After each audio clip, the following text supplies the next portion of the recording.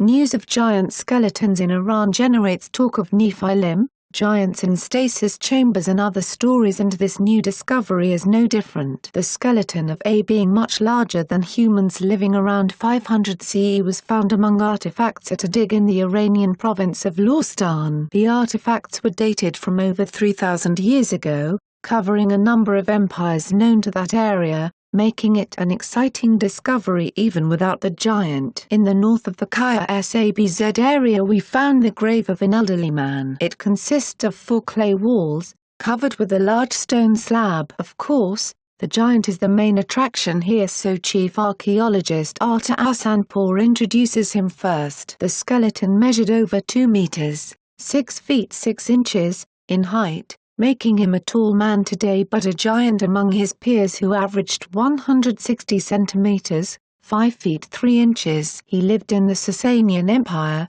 which existed quite a while ago and was the last imperial dynasty in Persia, Iran, rivaling the Roman Byzantine Empire. The skeleton was buried on its side in a northwest to southeast direction in what appears to be a graveyard. Children and young adults were buried in southern part of the graveyard in the same manner. There's no indication that the giant was treated with fear or respect when alive or in death. The square graveyard was fenced with stone walls covered with monoliths, and a large amount of broken pottery was found next to it. That doesn't sound like they thought he might be a biblical Nephilim. Was this giant one of the rumored giants kept in suspended animation in stasis chambers for thousands of years, possibly using alien technology or even being members of an alien race themselves, to be reanimated at some pre-designated time or in the event of an emergency that causes someone to break the glass, from outside or from within? Carbon dating on the skeleton would possibly answer that, and Ahsanpour has the giant and the other remains currently being tested. If it's indeed a mythical or alien giant,